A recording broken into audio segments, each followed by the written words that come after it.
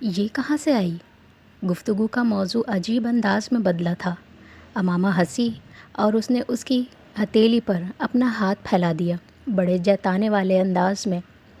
ہمین کی پیدائش کے بعد سالار کے واپس کانگو آنے پر امامہ کو پہلی بار اس انگوٹھی کا خیال آیا تھا، جب اسے بالآخر یہ پتہ چل گیا تھا کہ گھر میں کچھ بھی نہیں بچا، سب کچھ جل گیا ہے یا لوٹ لیا گیا ہے۔ امریکن ایمبیسی کے اسپتال میں قیام کے دوران امامہ کو یہ یاد نہیں آیا تھا اس نے آخری بار وہ انگوٹھی کب اتاری تھی۔ اس نے آخری بار اپنے گلے میں پہنی ہوئی چین کب اتاری تھی، اپنے بندے کب اتارے تھے۔ اس کا خیال تھا یہ کام اس نے اسپتال چیک اپ کے لیے جانے سے پہلے کیا تھا، لیکن صرف خیال تھا، اسے ٹھیک سے یاد نہیں تھا، اور وہ اس کی وجہ اینستھیزیا کو سمجھتی تھی جو اسے سرجری کے لیے دیا گیا تھا، لیکن جو اس کی یادداشت کو گڑبڑانے کا باعث بن رہا تھا۔ لیکن آج سالار سکندر کے آنے سے 2 گھنٹے پہلے پاکستان کے لیے پیکنگ کرتے ہوئے اس نے اپنا ہینڈ بیگ تبدیل کرنے کے لیے اس میں سے چیزیں نکال کر ایک نئے ہینڈ بیگ میں منتقل کرنے کی کوشش کی تھی، اور یہ وہ ہینڈ بیگ تھا جو اسپتال جانے سے لے کر اب تک اس کے زیر استعمال تھا، اور اب کچھ دن پہلے بازار سے ایک ہینڈ بیگ خرید کر وہ پرانے ہینڈ بیگ کے اندر موجود چھوٹی بڑی بہت ساری چیزوں کو کھنگال رہی تھی، اور انہی چھوٹی بڑی جیبوں میں سے ایک جیب کے اندر وہ چھوٹا سا پاؤچ نکلا تھا، اور اسے ہاتھ میں لیتے ہی چند لمحوں کے لیے امامہ کی سانس ہی رک گئی تھی۔ ایک جھماکے کے ساتھ اسے یاد آیا تھا کہ اس نے اپنے جسم پر موجود زیور سرجری کے لیے تیار ہوتے ہوئے اتار کر اس بیگ میں رکھا تھا، اور پھر یہ بیگ ہیڈی کو دے دیا تھا، اور ان تمام ہفتوں میں اس بیگ کو اس نے کئی بار ضرورتاً کھولا تھا، لیکن کبھی بھی اس نے اسے کھنگالا نہیں تھا۔ شاید کھنگال لیتی اگر اس کی زندگی نارمل حالات سے گزر رہی ہوتی۔ ہاتھ سے پاؤچ کو ٹٹولتے ہوئے اس کے دل کی دھڑکن خوشی سے بڑھی تھی۔ اس کے اندر زیور تھا اور انگوٹھی بھی، وہ اس پورے دن کی ذہنی اذیت کو منٹوں میں غائب کر دینے والی خوشی تھی جو اس لمحے اس پاؤچ کو کھول کر اپنے ہاتھ میں اس انگوٹھی کو لے کر اس نے جو چیز محسوس کی تھی، اور وہ ہیڈی کی ایمانداری بھی تھی، جس نے کئی دن اس بیگ کو اپنے پاس رکھنے کے باوجود اسے ایک امانت کی طرح کسی خیانت کے بغیر امامہ کو لوٹایا تھا۔ وہ شکر کا ایک اور لمحہ تھا امامہ کے لیے۔ اس نے بھیگتی آنکھوں کے ساتھ اس انگوٹھی کو اپنے ہاتھ میں دوبارہ پہنا تھا، پھر سونے کی چین کو، اور پھر ان کانوں کے بندوں کو، اور وہ یہ سرپرائز سالار کو دینے سے پہلے ہی بھول گئی تھی، اور اب سالار نے اس کے ایئر رنگز، اس کی چین کو نوٹس نہیں کیا تھا، اور وہ اس انگوٹھی پر اٹک گیا تھا۔ تم نے میرے ایئر رنگز اور چین نہیں دیکھی؟ وہ اب اسے وہ دونوں چیزیں بھی ہاتھ سے چھوتے ہوئے دکھا رہی تھی، کسی بچے کی طرح خوشی اور جوش سے، اپنا کھویا ہوا کھلونا واپس اور غیر متوقع طور پر مل جانے پر۔ سالار نے مسکراتے ہوئے ان چیزوں کو دیکھا، اور پھر امامہ کے یکدم سب کچھ بھول بھال کر جگمگا اٹھنے والے چہرے پر نظر ڈالی۔ تینوں چیزوں کو دیکھتے ہوئے اس کے ذہن میں آیا تھا، وہ چین ڈاکٹر صاحب تلی نے دی ہوئی تھی، اور ایئر رنگز امامہ کو شادی کے تحائف میں اس کے ساس سسر نے دیے تھے، اور وہ انگوٹھی جو اس نے اسے دی تھی وہ سکندر عثمان کی طرف سے جائیداد میں ملنے والے ایک پلاٹ کو بیچ کر خریدی گئی تھی۔ ان تینوں میں سے کوئی بھی چیز سود اور حرام کے پیسے سے نہیں خریدی گئی تھی، اور وہ سالار کی طرف سے ملنے والا واحد زیور تھا جو اس کی اپنی آمدنی سے نہیں خریدا گیا تھا، اور وہ زیور واپس آ گیا تھا۔ تم کیا سوچ رہے ہو؟ امامہ نے اسے مخاطب کیا۔ وہ اس کا ہاتھ پکڑے اس انگوٹھی کو اسی ہاتھ کے انگوٹھے سے چھوتے ہوئے جیسے چونکا تھا اپنی گہری سوچ سے۔ کچھ حقائق اور ان کا ادراک ایسا شرمسار اور نادم کرنے والا ہوتا ہے کہ انسان چاہتے ہوئے بھی انہیں کسی کے سامنے دہرا نہیں سکتا۔ وہ بھی اس وقت ایک بار پھر اسی لمحے سے گزرا تھا۔ کچھ نہیں، ایسے ہی کچھ خیال آیا تھا۔ سالار گہرا سانس لے کر بات ٹال گیا تھا۔ اس انگوٹھی کی قیمت کیا ہے؟ پتہ نہیں امامہ کو یکدم اس کی قیمت پوچھنے کا خیال کیوں آیا تھا۔ یہ انمول ہے کیونکہ تمہارے ہاتھ میں ہے۔ سالار نے اس کا ہاتھ چوما تھا اور وہی جواب دیا تھا جو پہلی بار اس انگوٹھی کو پہناتے ہوئے دیا تھا۔ وہ ہمیشہ کی طرح سرشار ہوئی تھی۔ یہ بہت دفعہ پیش کیا جانے والا خراج تحسین تھا، لیکن ہمیشہ نیا لگتا تھا، کیونکہ ہمیشہ اچھا لگتا تھا۔ یہ وہ سالار سکندر نہیں تھا جو امامہ ہاشم کو سمجھ نہیں پاتا تھا اور اسے امامہ کی دلجوئی کرنی نہیں آتی تھی۔ زندگی کے اتنے سال ساتھ گزارنے کے بعد وہ ایک دوسرے کی رگ رگ سے واقف ہو چکے تھے۔ سکندر کے گھر آنے والا وہ مہمان غیر متوقع نہیں تھا، ناقابل یقین تھا۔ وہ ان کے گھر کئی بار گئے تھے، ہمسائے کے طور پر، مصالحت کے لیے، تعزیت کے لیے، لیکن ہاشم مبین زندگی میں کبھی ان کے گھر نہیں آئے تھے۔ آج وہ آ گئے تھے تو انہیں یقین نہیں آ رہا تھا۔ وہ اب ان کے پڑوس میں نہیں رہتے تھے، وہ گھر چھوڑ کر جا چکے تھے۔ اس گھر میں اب کوئی اور رہتا تھا، اور گھر بکنے کی خبر پر سالار نے بے حد کوشش کی تھی کہ سامنے آئے بغیر در پردہ کسی اور کو درمیان میں رکھ کر وہ گھر خرید پاتا۔ وہ ناکام رہا تھا۔ ہاشم مبین کے بیٹے اب بہت طاقتور تھے اور ہاشم مبین بہت کمزور ہو چکے تھے۔ ان کے دل میں فیصلے کی خواہش تھی، ہاتھ میں طاقت نہیں تھی۔ جب پراپرٹی ڈیلرز کے ذریعے سالار سکندر ان سے رابطہ کر رہا تھا، وہ بھی اپنی کوششوں میں کامیاب نہیں ہوئے تھے۔ گھر ٹکڑے ٹکڑے ہو کر بکا تھا، کیونکہ وہ بہت بڑا تھا۔ 8 کنال کا وہ گھر 3 حصوں میں بٹ کر بکا تھا، اور اس کے باوجود اس پر کچھ اور کیسز تھے جو امامہ کی بہنوں نے اپنے حصے کے حوالے سے کیے تھے۔ سکندر عثمان نے سالار کی ساری کوششوں پر پانی پھیر دیا تھا۔ وہ اس حق میں نہیں تھے کہ متنازع جائیداد خریدی جاتی، خاص طور پر اس لیے کیونکہ وہ امامہ کے والدین کی تھی، اور دونوں فیملیز کے درمیان تنازعات تھے جو سالار کے خود پس پردہ رہ کر سامنے کسی اور کو رکھ کر اس کے ذریعے ایسی کسی خرید و فروخت کے شدید مخالف تھے۔ خاص طور پر اس لیے بھی کیونکہ سالار کے پاس اتنا بڑا گھر خریدنے کے وسائل نہیں تھے۔ وہ قرضہ اور ادھار لیے بغیر ایسی کوئی خرید و فروخت نہیں کر سکتا تھا، اور سکندر عثمان زندگی میں کبھی قرض اور ادھار پر عیاشیاں اور اللے تللے کرنے کے حق میں نہیں تھے۔ اور اب ایک لمبے عرصے کے بعد جس ہاشم مبین کو اپنے سامنے دیکھ رہے تھے، وہ اس رعونت تمکنت کا سایہ نہیں تھے جو کبھی ان کے ہمسائے میں رہتے تھے اور جو ان سے بات تک کرنے کے روادار نہیں تھے۔ چہرے پر جھریوں کا جال لیے، زرد رنگت، کمر میں خم کے ساتھ جو ضعیف آدمی ان کے سامنے بیٹھا تھا، وہ پہلی نظر میں انہیں پہچان نہیں پائے تھے۔ ان کی سمجھ میں نہیں آ رہا تھا کہ وہ ان کے ساتھ کیا رویہ رکھیں۔ آخر اب کیا شے تھی جو انہیں کھینچ کر یہاں لائی تھی؟ مجھے امامہ سے بات کرنی اور ملنا ہے، چند ہی جملوں کے بعد ہاشم مبین نے ان سے کہا تھا۔ وہ یہاں نہیں ہے، سکندر عثمان نے بڑے محتاط انداز میں انہیں بتایا۔ میں جانتا ہوں، وہ کانگو میں ہے، میں وہاں کا نمبر لینا چاہتا ہوں، وہاں کے حالات خراب ہے۔ وہ ٹھیک ہے؟ انہوں نے رک رک کر لیکن ایک ہی سانس میں ساری باتیں کہی تھیں۔ سکندر کی سمجھ میں نہیں آیا وہ کیا کہیں۔ ہاں، وہ سالار اور بچے ٹھیک ہیں۔ اگر وہ تشویش میں یہاں آئے تھے تو سکندر عثمان نے ان کی وہ تشویش دور کر دی تھی۔ وہ فون نمبر کا مطالبہ گول کر گئے تھے۔ میں اس سے بات کرنا چاہتا ہوں، ایک بار اس سے ملنا چاہتا ہوں۔ ہاشم مبین اپنا مطالبہ نہیں بھولے تھے۔ میں امامہ سے پوچھے بغیر اس کا نمبر یا ایڈریس آپ کو نہیں دے سکتا۔ سکندر عثمان نے کوئی تمہید نہیں باندھی تھی۔ میں اسے کوئی نقصان نہیں پہنچا سکتا اب، انہوں نے بہت تھکے ہوئے لہجے میں کہا تھا۔ آپ اسے بہت زیادہ نقصان پہنچا چکے ہیں، سکندر عثمان نے ترکی بہ ترکی کہا۔ وہ اب اپنی زندگی میں سیٹ ہے، وہ اپنے بچوں کے ساتھ بے حد خوش، بے حد مطمئن زندگی گزار رہی ہے۔ آپ کیوں ایک بار پھر اس کو ڈسٹرب کرنا چاہتے ہیں؟ آپ کی بیٹی نے پہلے ہی آپ کی وجہ سے بہت تکلیف اٹھائی ہے، آپ اب اسے چھوڑ دیں، اسے بخش دیں۔ ہاشم مبین کے چہرے کی جھریاں یکدم بڑھی تھیں، پھر انہوں نے مدھم آواز میں کہا، میں جانتا ہوں، مجھے احساس ہے۔ سکندر بول نہیں سکے، وہ ان کے منہ سے یہ جملے سننے کی توقع نہیں کر رہے تھے۔ بس ایک آخری بار ملنا چاہتا ہوں اس سے، اس کی ایک امانت ہے، وہ دینی ہے مجھے، اور اس سے معافی مانگنی ہے۔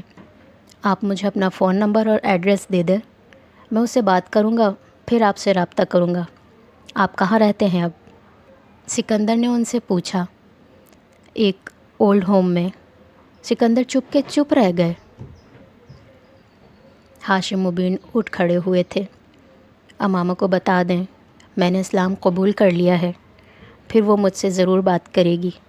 اپنی نشست سے کھڑے ہوئے سکندر عثمان ان کے اگلے جملے پر دم بخودہ رہ گئے۔ کانگو کا بحران اور اس سے پہلے ہونے والے واقعات CIA کے لیے سالار سکندر کو اس لسٹ میں ڈالنے کا باعث بنا تھا جن پر باقاعدہ نظر رکھی جاتی تھی۔ وہ افریقہ میں اب ان کا کی فنگر سب سے اہم کارندہ تھا۔ ان کے لیے کام کر رہا تھا، لیکن ان کا ساتھی نہیں تھا، ان کے پے رول پر بھی نہیں تھا۔ وہ پہلی بار ایک عجیب و غریب کام میں حصے دار بنے تھے۔ شیڈو ورک پارٹنر دونوں ایک دوسرے سے بھی واقف تھے، ایک دوسرے کے نام سے بھی اور ایک دوسرے کے کام سے بھی، اس بات سے بھی کہ دوسرا اس بات سے واقف تھا کہ اسے کوئی دیکھ رہا ہے، وہ مانیٹر کیا جا رہا ہے۔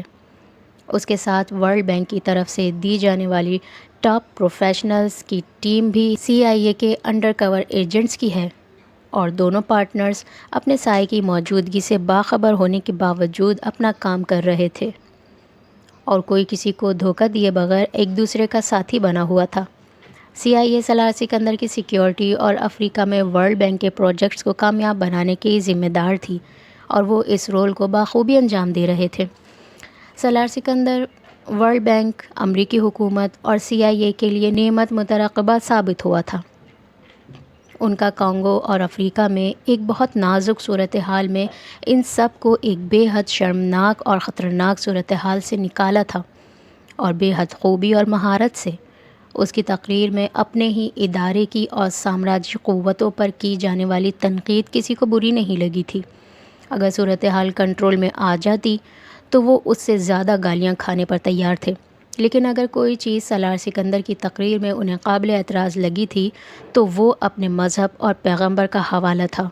اس نے دین کو آدمیت اور انسانیت کے سیکولر لبادے میں ملفوف کر کے پیش نہیں کیا تھا۔ اس نے اپنے دین اور اپنے پیغمبر صلی اللہ علیہ وآلہ وسلم کے آخری خطبے کا ذکر کیا تھا، اور سالار سکندر ہمیشہ ایک لبرل سوچ رکھنے والا مسلمان سمجھا جاتا تھا۔ بیٹھے بٹھائے اس کی ایک پبلک اسپیچ میں جھلکنے والی مذہبی انتہا پسندی ورلڈ بینک کے ساتھ ساتھ امریکی حکومت اور CIA کو بھی ناقابل اعتراض لگی تھی۔ وہ افریقہ میں بے شک ان کے لیے سب سے اہم تھا، لیکن کوئی اہم ترین شخص بھی اسلامی سوچ کے پرچار کے لیے ورلڈ بینک کا عہدہ استعمال نہیں کر سکتا تھا۔ نارمل حالات ہوتے تو وہ تقریر سالار سکندر سے استعفیٰ کے لیے بے حد مضبوط وجہ تھی، لیکن یہ نارمل حالات نہیں تھے۔ ورلڈ بینک کے ساتھ ساتھ امریکی حکومت اور CIA نے بھی سالار سکندر کی اس تقریر سے نظریں چرا کر بظاہر اس کی پردہ پوشی کی تھی، لیکن در پردہ میڈیا میں اپنے صحافیوں کے ذریعے سالار سکندر کو اس تقریر میں مذہبی حوالہ دینے کے لیے شدید تنقید کا نشانہ بنایا گیا تھا، اور یہ سلسلہ براہ راست کوریج کے فوراً بعد ہی شروع کر دیا گیا تھا۔ امریکہ اور CIA کو کانگو اور افریقہ میں ہر کارہ چاہیے تھا، مسیحا اور لیڈر نہیں۔ وہ ہر شخص کو اس کی اوقات میں رکھنا جانتے تھے، اور اب اس پالیسی پر عمل کر رہے تھے۔ چینلز پر سالار سکندر کی اس تقریر کو موضوع بحث لانے والوں نے نبی کریم صلی اللہ علیہ وآلہ وسلم کے آخری خطبے کے بہت سے دوسرے پوائنٹس کو بھی زیر بحث لانا شروع کر دیا تھا۔ ایک نئی چیخ پکار سالار سکندر کی مذہبی شناخت، مذہبی اعتقادات اور اعمال کے حوالے سے شروع کر دی گئی تھی، اور نبی کریم صلی اللہ علیہ وآلہ وسلم کے آخری خطبے کا ایک بنیادی حصہ سود کے خلاف ان کے احکامات بھی تھے، جنہیں مغربی میڈیا نے بہت نمایاں انداز میں پیش کیا تھا، کیونکہ وہ انہیں مغربی نظام معیشت کے بنیادوں کو چیلنج کرنے والی سوچ اور فلسفی لگی تھی۔ وہ یہ بات علی الاعلان نہیں کہہ پا رہے تھے کہ وہ مغربی نہیں، یہودی نظام معیشت کو چیلنج کرنے والی فلسفی تھی۔ سالار سکندر کے خلاف مغربی میڈیا میں اٹھنے والا یہ طوفان اسے افریقہ میں اور مشہور کر رہا تھا، اور سالار سکندر نے مغربی میڈیا پر اپنی اس تقریر کے حوالے سے کوئی وضاحتیں، صفائیاں اور معذرتیں پیش نہیں کی تھیں۔ اس کے آفس کا خیال تھا کہ اس تقریر کے اقتصابات کو کچھ ہلکا کر کے نئے سیاق و سباق کے ساتھ پیش کیا جائے۔ سالار نے کسی بہانے، معذرت، وضاحت اور سیاق و سباق کو اپنی اس تقریر کے لیے پیش کرنے سے انکار کر دیا تھا۔ اس کے آفس نے 2 دن بعد ایک سطری بیان جاری کیا تھا کہ سالار سکندر اپنی اس تقریر کے ہر جملے اور لفظ پر یقین رکھتے ہوئے اس کی ذمہ داری لیتے ہیں اور اسے مکمل طور پر قبول کرتے ہیں۔ یہ جیسے اس میڈیا کے منہ پر مارا جانے والا تماچا تھا جو اس کی طرف سے اس تنقید کے بعد کسی وضاحتی بیان اور معذرت کا منتظر تھا۔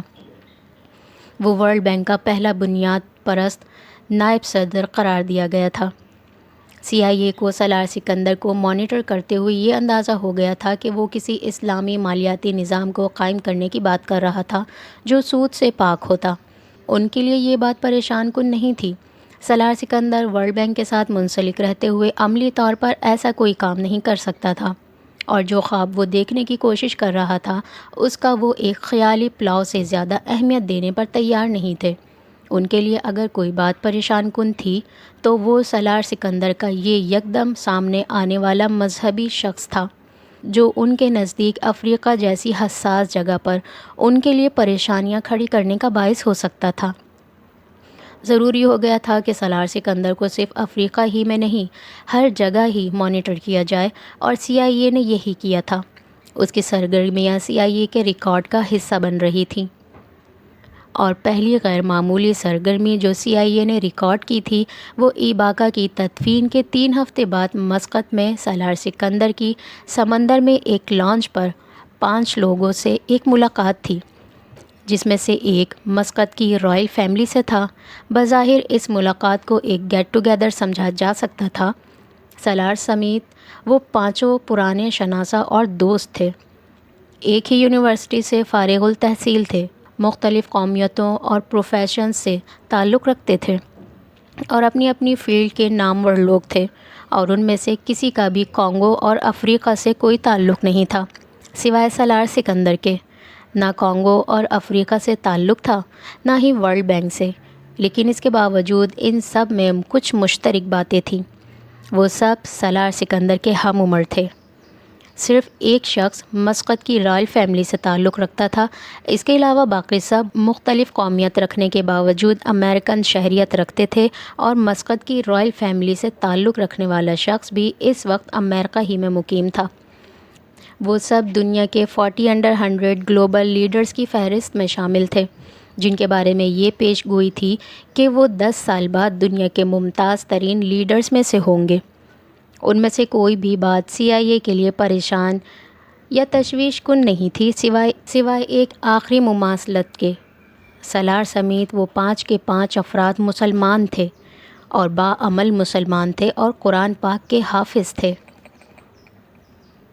CIA نے سالار سکندر کی اس سرگرمی کو صرف مانیٹر اور ریکارڈ نہیں کیا تھا، انہوں نے اس ملاقات میں شامل 5 افراد کو بھی اپنی واچ لسٹ میں شامل کر لیا تھا۔ اگلے آنے والی مہینوں میں سالار سکندر اور ان 5 افراد کے بہت سارے تفریحی دورے ہوتے رہے تھے، لیکن اب CIA صرف سالار سکندر کی نہیں، ان 5 افراد کی نقل و حرکت کو بھی مانیٹر کر رہی تھی۔ ایک عجیب پراسرار نیٹ ورک کام کر رہا تھا۔ وہ 5 افراد سالار سکندر سے صرف چند ماہ اچانک ملتے رہے تھے، لیکن اس کے بعد سالار سکندر کے ساتھ ان کی ملاقاتوں کا سلسلہ ختم ہو گیا تھا۔ وہ 5 افراد اب آپس میں بھی نہیں مل رہے تھے، لیکن وہ 5 افراد انفرادی طور پر ایسی ہی ملاقاتیں کر رہے تھے۔ پیٹرن وہی تھا، 4-5 اپنی اپنی فیلڈ کے ممتاز ترین لوگ، لیکن دنیا کے مختلف ممالک میں، سبھی ایک ہی عمر کے دائرے میں، اور سبھی امریکن نیشنل، اور پھر یہ مماثلتیں ایک جگہ جا کر مرکوز ہو جاتی تھیں۔ وہ سب بھی مسلمان تھے، ان میں کچھ حفاظ تھے، کچھ نہیں تھے، لیکن وہ سب باعمل مسلمان تھے۔ وہ ایک اسلامی مالیاتی سسٹم پر کام کر رہے تھے، اور یہ CIA جانتی تھی، لیکن اس نظام کی شکل کیا تھی، خد و خال کیا تھے، وہ اسے بوجھنے میں کامیاب نہیں ہو رہے تھے، اور اس کی وجہ صرف ایک تھی۔ ایک یکساں پزل کی طرح اس نظام سے منسلک ہونے والے سب افراد کے پاس اس کا ایک ایک ٹکڑا تھا، اور وہ اس ٹکڑے کو اچھی طرح سمجھتا اور جانتا تھا، لیکن وہ ٹکڑا اس تصویر میں کہاں لگنا تھا یہ صرف ایک شخص جانتا تھا، سالار سکندر۔ 35 سالہ غلام فرید ذات کا کمہار اور پیشے کے لحاظ سے ایک اسکول کا چوکیدار تھا۔ گاؤں میں رہتا تھا لیکن شہر میں بسنے کے خواب دیکھتا تھا، اور خواب صرف شہر میں آباد ہونے کا نہیں تھا جو وہ اپنی آنکھوں میں سجائے پھرتا تھا۔ اسے راتوں رات امیر ہونے کا بھی بڑا شوق، اور شوق سے زیادہ حسرت تھی، ویسا امیر ہونے کا جیسے اس کے کئی دوست گاؤں سے دبئی یا سعودی عرب جا کر ہو گئے تھے۔ وہ 7 بہنوں کا اکلوتا اور سب سے بڑا بھائی تھا، جس کی شادی کا خواب ماں نے اس کے پیدا ہوتے ہی سجا لیا تھا۔ دھوم دھام کی شادی نے اگلے کئی سال غلام فرید کو وہ قرض اتارنے میں مصروف رکھا جو اس کی شادی پر ماں باپ نے خاندان والوں سے چھوٹی بڑی رقمیں لے کر لیا تھا، اور جب وہ قرض ختم ہوا تو اسے بہنوں کی شادی پر قرض لینا پڑا، اور اس بار خاندان والوں نے قرض نہ ملنے پر اس سے سود پر قرض لیا تھا۔ 7 بہنیں تھیں اور ہر سال کسی نہ کسی کی شادی آ جاتی، پچھلا قرضہ وہیں کھڑا رہتا، مزید قرضہ سر پر چڑھ جاتا، اور پھر ایک کے بعد ایک بچے کی پیدائش۔ غلام فرید کو کبھی کبھار لگتا اس کا نام غلام قرض ہونا چاہیے تھا، غلام فرید کے بجائے۔ شادی کے 13 سالوں میں قرض کی ہر رقم کو اس نے اتار دی تھی، لیکن سود کی رقم اس کے سر پر اس کے سر کے بالوں سے بھی زیادہ ہو گئی تھی۔ اس کی بیوی بھی اسی اسکول کی عمارت میں صفائی کا کام کرتی تھی جس اسکول میں وہ چوکیدار تھا۔ 2 بڑے بچے بھی گاؤں کی 2 دکانوں پر کام کرتے تھے، ایک چائے کے ایک کھوکے پر کام کرتا تھا، دوسرا ایک ورک شاپ میں موٹر سائیکلیں دھونے کا کام۔ 10-11 سال کی عمر میں وہ 2 بچے یہی کر سکتے تھے۔ انہیں تنخواہ نہیں، دہاڑی ملتی تھی، اور اسی دہاڑی سے گھر کی دال روٹی چلتی تھی، کیونکہ نسیمہ اور غلام فرید کی تو ساری کی ساری تنخواہ ہر ماہ سود میں چلی جاتی تھی۔ کئی سالوں سے سود کی وہ سل پھر بھی اس کے سینے سے ہٹتی ہی نہ تھی، بوجھ تھا کہ بڑھتا ہی گیا تھا۔ 35 سال کی عمر میں بھی اسے کئی بار ایسا لگتا جیسے وہ 50 سال کا تھا، کئی بار اسے لگتا وہ 100 سال کا ہو گیا تھا، اور کئی بار اسے لگتا وہ مر گیا ہے، مرنے والا ہے، مر رہا ہے۔ پتہ نہیں وہ عمر کا کون سا سال ہوتا ہے جو ایسی کیفیت سے گزرتا ہے۔ کئی بار وہ سوچتا تھا وہ ایک رات چپکے سے بیوی بچوں کے ساتھ گاؤں سے بھاگ جائے، کسی دوسرے شہر، دنیا کے کسی دوسرے کونے پر، جہاں پر وہ اس سود سے آزاد ہوتے۔ غلام فرید جی بھر کر رات کو سوتا، اور پھر وہ، اس کی بیوی اور بچے جو کماتے خود پر خرچ کرتے، 3 وقت ڈھیر سارا کھانا پکاتے اور کھاتے پیٹ بھر کے، اور جو بچتا وہ کسی کو دے دیتے، برتن چاٹ چاٹ کر اور روٹی کے آخری لقمے سے پلیٹیں پوچھنے کے بجائے۔ سال میں 10-20 نہیں تو 2-4 تو اچھے سے جوڑے سلواتے اپنے اور سب بچوں کے لیے۔ گاؤں کے امیر خاندانوں کے بچوں اور افراد کی اترن پہننے کے بجائے، اور لنڈا بازار سے خریدے ہوئے کپڑے پہن کر عیدیں گزارنے کے بجائے۔ اور پھر گھر بناتے، اپنا گھر، پکی اینٹوں اور پلستر والا، پکی چھت والا گھر، شاید ڈبل سٹوری ہی بنوا لیتے، اور صحن کے فرش میں ماربل چپس ڈلواتے، پانی کی موٹر لگواتے، شاید اے سی بھی، اور فریج، ٹی وی، اچھا سا فرنیچر، اور لش پش کرتے پردے اور چینی کے برتن، اور پھر وہ اس کے بچے زمین کے بجائے ٹیبل اور کرسیوں پر بیٹھ کر کانٹے اور چمچ سے ان چینی کے برتنوں میں کھانا کھاتے۔ غلام فرید کے خوابوں کی ریل گاڑی ساری رات چھکا چھک چلتی رہتی، ہر اسٹیشن پر رکتی، کچھ اور خواب اٹھاتی اور پٹری پر پھر دوڑنے لگتی، اور پھر دوڑتے دوڑتے وہیں آ کر رک جاتی جہاں سے وہ چلی تھی۔ رات گزر جاتی، زندگی بھی گزر رہی تھی، اور غلام فرید کو پتہ تھا وہ اپنی رات تو خوابوں میں گزار سکتا ہے، زندگی نہیں۔ گاؤں سے بھاگ جانا آسان تھا، مگر ان لوگوں سے چھپ جانا نہیں جن سے وہ قرضہ لیے بیٹھا تھا، اور قرضہ ادا ہونے کے باوجود سود وہیں کا وہیں کھڑا تھا۔ وہ لوگ اس کی چمڑی ادھیڑنے پر قادر تھے، اور اس کو کتوں کے سامنے بھی پھینکوا دیتے۔ اور غلام فرید بچوں اور ایک بیوی کے ساتھ ساری عمر کے لیے کہاں چھپ جاتا کہ وہ دوبارہ کبھی نظر نہ آتا، اپنی اور اپنی بیوی کے خاندان والوں کو ہمیشہ کے لیے کیسے چھوڑ دیتا کہ دوبارہ کبھی رابطہ ہی نہ کرتا۔ راہ فرار غلام فرید کے پاس نہیں تھی، اور اگر کوئی تھی تو صرف ایک، وہ امیر ہو جاتا، اور پتہ نہیں کیوں لیکن غلام فرید کو لگتا تھا کہ وہ امیر ہو سکتا تھا۔